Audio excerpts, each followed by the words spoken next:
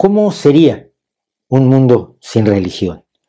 Un mundo en el que no hubiera existido la religión nunca o que de pronto desaparecieran los sentimientos y las convicciones religiosas de nuestro planeta. ¿Cómo sería nuestra vida individual, familiar, social, a nivel de toda la humanidad, sin este factor tan relevante de toda la historia de la humanidad?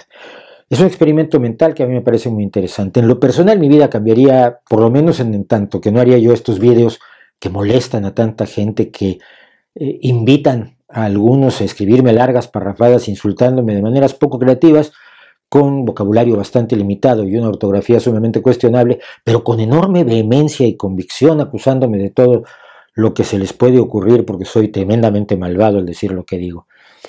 Me podría dedicar a cosas más importantes o más agradables, como hablar de guitarra de blues, de Samantha Fish o de Buddy Guy o de Popachovi, o de grupos de folk como Stray Birds, o viejos grupos de folk punk como Oyster Band o Merry Hell, de grandes voces como la de Natalie Merchant. Podría dedicarme pues a la música, a la poesía, a las artes plásticas, a hacer una serie sobre los maestros holandeses y su uso del claroscuro, que me apasiona, en vez de hacer videos sobre religión, charlatanería y paranormalidades. Pero esto va evidentemente más allá. Tomemos un diario, un periódico cualquiera, y vamos a tratar de quitarle aquellos puntos que están relacionados estrictamente con la religión. Para empezar, no existiría el Daesh. No existiría esta organización político-militar religiosa que considera que debe instaurar el califato mundial porque así lo dice el libro de un señor de la guerra del desierto que lo escribió hace 1500 años. No estarían, por supuesto, cometiéndose las atrocidades que se cometen en nombre de esa religión, las decapitaciones, las mutilaciones, los enfrentamientos, el terrorismo, pero tampoco se estaría produciendo la humillación que a otros grandes grupos humanos se hace utilizando las demás religiones. La humillación de la mujer en el cristianismo, de la que ya hemos hablado mucho, desaparecería de pronto. Desaparecerían grandes elementos causantes del odio y del miedo con el cual se controla a la gente. El problema fundamental del Medio Oriente, el de Israel y Palestina, sería mucho más fácilmente resoluble. Ciertamente es un conflicto que tiene carácter social, histórico, político, incluso económico, pero que su base y lo que lo hace irresoluble son los fundamentalistas religiosos a ambos lados. Por un lado, los extremistas radicales, ultraortodoxos judíos, que consideran que Dios les dio esa tierra y es su propiedad, no han podido mostrar aún las escrituras firmadas por la deidad que así lo consagren, pero es su afirmación, y consideran que cuando vuelvan a tener el dominio sobre ese gran Israel, entonces vendrá el Mesías y hará cosas bellas por ellos, cosas buenas, no me queda muy claro cuáles.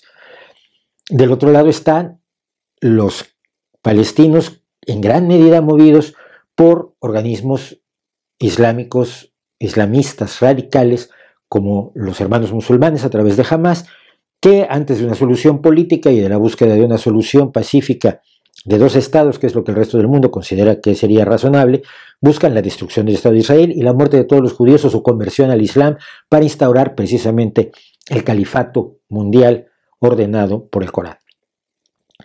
No tendríamos la justificación que tantos dan con tanta facilidad a la desigualdad, a la injusticia, a la esclavitud, a la falta de libertad. Porque es muy fácil decir, mira, tú no debes rebelarte contra la pobreza. Dios te hizo pobre para que sonrías y aceptes tu destino. No vayas en contra de los designios, ni más ni menos que del creador del universo. Tienes que aceptar tu destino. Sé pobre, déjanos a nosotros ser ricos, no hay problema, ya te pagaremos en la otra vida. No puedes luchar contra la injusticia porque la injusticia es parte sustancial del mundo. La sociedad, la humanidad, invariablemente tiende a situaciones injustas y por lo tanto combatirlas es también ir en contra de la creación del demiurgo, de la creación del Dios que hizo el universo y lo hizo tal como lo hizo. Si alguien lo hizo esclavo, tiene que mantenerse esclavo. Si no hubiera religión, apreciaríamos más la vida y tendríamos más responsabilidad sobre las consecuencias de nuestros actos, más conciencia de nuestras acciones. Si la vida es solo un paréntesis entre la inexistencia y la consecución o pérdida de un premio, o la consecución de un castigo, si la vida es solo un examen para lo verdaderamente importante, que es la vida posterior, su valor es escaso. Su valor es escaso porque finalmente podemos influir en lo que ocurra después. Podemos influir creyendo que estamos haciendo la voluntad de Dios, podemos influir ajustándonos a lo que creemos que son las pautas morales que nos dio Dios, siempre esperando estar acertando con la religión correcta y no estar adorando al Dios incorrecto. Pero la vida como tal no tiene un enorme valor, lo que importa es lo que va a pasar después. Lo que hagamos en esta vida siempre se nos puede perdonar, siempre podemos arrepentirnos. Cuando le hacemos daño a alguien podemos pedirle a Dios que corrija ese daño, ese error. Me he equivocado, he metido la pata, Dios corrígelo porque yo no puedo. Porque la religión también nos quita la responsabilidad individual, la capacidad de ver el mundo como una sola oportunidad, de ver la vida como un fenómeno autocontenido donde todo el disfrute y todo el sufrimiento están allí, no están en otro lado. Cuando vemos que la moral que tengamos que ejercer, que es la búsqueda de la felicidad máxima, creando la menor cantidad posible de infelicidad, solo la podemos ejercer aquí, que cuando somos injustos o perjudicamos a alguien, no se lo van a resarcir en otra vida, sino que lo va a sufrir real y definitivamente. Seríamos mucho más conscientes de nuestros actos. Por lo tanto, la vida adquiriría un valor mucho más grande, el arte, la belleza. No podemos aspirar a una belleza mejor que la que podamos disfrutar en esta vida, la belleza del paraíso. Si no creemos en el paraíso, si no nos imaginamos un paraíso del que nadie ha podido dar todavía evidencias, entonces tenemos que alcanzar la belleza, que alcanzar la satisfacción, que alcanzar la alegría, que alcanzar la felicidad aquí y ahora. Tampoco existiría, y esto es importante, la justificación para abusar de otros como representante de una deidad. A lo largo de la historia, los chamanes, los pastores, los ministros religiosos, los sacerdotes, los monjes, han ejercido el abuso sobre sus iguales en nombre de Dios. Han vivido sin trabajar, como lo hacen los monjes budistas, que tienen el mejor trabajo del mundo, no hacen nada. Han vivido de las limosnas de otros, haciendo que otros trabajen por ellos en una forma de explotación peor incluso que la que se puede imaginar del más salvaje capitalista, que finalmente por lo menos tiene la fábrica. Ellos ni siquiera tienen la fábrica, solo tienen la historia de la fábrica. Dios me puso a mí al frente de esto y por lo tanto me tienes que dar de comer, de vivir, de beber y de sexar.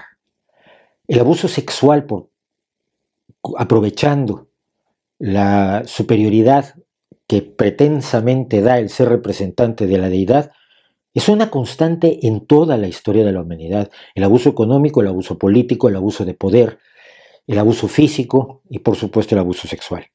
Todo esto desaparecería como justificación al menos de no existir la religión. Por lo tanto, el delincuente no se podría escudar en una jerarquía religiosa poderosa como ocurre con el Vaticano, donde los violadores de niños están perfectamente protegidos y tienen la impunidad asegurada. Tendríamos, por lo tanto, la posibilidad de tener mecanismos jurídicos mucho más eficaces porque nadie podría, o muchas menos personas podrían sustraerse a él, pensando que el hombre sigue teniendo los mismos defectos y las mismas virtudes, y las mismas maldades con o sin la religión. Si no hubiera religión, seríamos mucho más críticos. Críticos de todo lo que nos rodea, de todas las afirmaciones a las que se nos somete, de todo lo que escuchamos. Cuando de niño te enseñan que hay cosas que no se pueden cuestionar porque son dogmas de fe, y la fe es creer sin necesidad de la razón, y por lo tanto debes de creerlos sin cuestionarlos. Cuando te enseñan que hay misterios, que son misterios irresolubles, ¿cómo que hay 3 personas en una? Es un misterio de la Iglesia y no tienes por qué entenderlo, tienes que aceptarlo como un misterio y bajar la cabeza. Cuando te enseñan que debes temer a un ser inexistente, porque el temor de Dios es un elemento que se nos inculca a los que nos criamos católicos, como se les inculca a todos los cristianos, a los judíos, a los musulmanes. Por lo menos ellos tres estoy consciente de que tienen el concepto de temor de Dios, de un Dios que puede ser aterrador y destructor, un Dios que, en palabras de Cristo, no viene a traer la paz sino la espada, un Dios que ha ahogado a toda la humanidad una mañana que se levantó de mal humor, un Dios que ha ordenado el asesinato de mujeres y niños, un Dios que puede hacer cosas tan crueles como decirle a Abraham, mata a tu hijo, y luego decirle que era broma. Es decir, enseñarles a los niños estos elementos de temor, de misterio, de creer sin cuestionar, los prepara para creer todo tipo de tonterías en su vida posterior. Y no digo que haya una conspiración, no digo que se haga para eso y que haya una especie de acuerdo, se reúnen en un sótano oscuro para cómo educamos a los niños para la sumisión, que es lo que creen los conspiranoicos. No, pero es una consecuencia inevitable. Cuando le enseñas a un niño todo eso, lo estás preparando para que el día de mañana un profesor injusto, el abusón de la escuela, un publicista desvergonzado, un político demagogo dispuesto a decir lo que sea a cambio del voto y a prometer lo que no puede dar, sean creíbles. Si el niño no sabe pedir pruebas, no sabe exigir, no sabe cuestionar, no sabe erguirse valiente ante el universo porque puede enfrentarlo, es víctima propiciatoria para todos los psicópatas de este universo. ¿Qué pasaría si exactamente enseñamos lo opuesto? No existen los dogmas, existen cosas que creemos basados en la razón, que utilizamos los conocimientos que hemos podido adquirir para llegar a ciertas conclusiones que consideramos que son válidas porque tienen algún sustento en la realidad. No hay dogmas, no hay fe. La fe es, la falta de razón de la fe la hace inaceptable. Lo que necesitamos es creer con razón. Lo que necesitamos es aceptar hechos. No debemos tener dogmas, debemos tener la capacidad de cuestionarlo todo.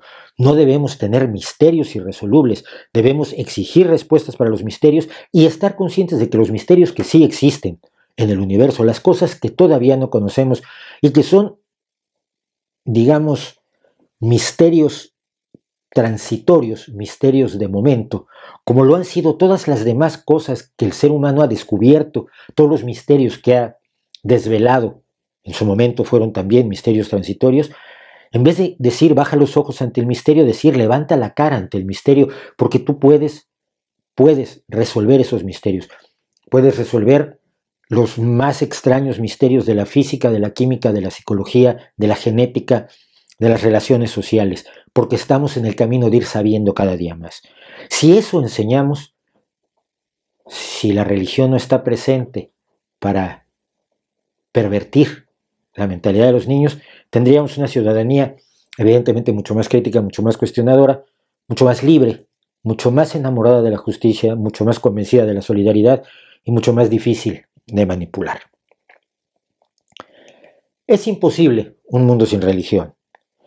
El deseo de creer, la desesperación que en ocasiones nos derrota emocionalmente, porque muchas veces la creencia no tiene nada que ver con la inteligencia, ni con la información, ni con la cultura, sino con la necesidad emocional que tenemos de un apoyo a nuestro dolor, a nuestras necesidades, a nuestras inquietudes, a nuestros temores ante la vida. La enorme capacidad manipulativa de quien tiene carisma y puede hacer que la gente crea lo que sea. Lo hemos visto en gente que es capaz de hacer que otros se suiciden por sus creencias. Jim Jones en Guyana, los de la Puerta del Cielo, por supuesto, los del Daesh y todos los mártires del Islam, como los mártires católicos, como los mártires judíos en su momento que nos relata la Biblia. Por supuesto que hay gente que va a hacer que otros crean, que puede hacer que otros crean en lo que sea. No podemos vencer a la religión haciéndola desaparecer, podemos arrinconarla. ¿Qué es lo que nos pasa con los otros grandes problemas que tenemos? Desde el cáncer hasta la injusticia. Es muy difícil que desaparezca el cáncer de la experiencia humana. Hay niños que nacen con cáncer, es un desarreglo inesperado, en muchas ocasiones de causa indeterminada y en muchas ocasiones, aún conociendo la causa, no podemos prevenirlo. Probablemente no vamos a acabar con el cáncer, como no vamos a acabar con la injusticia, no vamos a instaurar la igualdad absoluta entre todos los seres humanos, que además tendría otras desventajas. Pero eso no deja de ser legítima la lucha contra el cáncer, la lucha contra la injusticia, la lucha en favor de la igualdad, la lucha en favor de la solidaridad y, por supuesto, la lucha por liberar a cuantas más personas sea posible, desde mientras más jóvenes mejor, de la religión. Porque simplemente con este pequeño experimento que hemos hecho, lo que no es posible negar es que un mundo sin religión sería un mundo más noble, sería un mundo más feliz, sería un mundo donde se hablaría menos de amor y probablemente se practicaría más con los prójimos, sería un mundo infinitamente mejor. Y solo por eso vale la pena incluso que lo insulten a uno personas con poca creatividad. ¿No cree usted?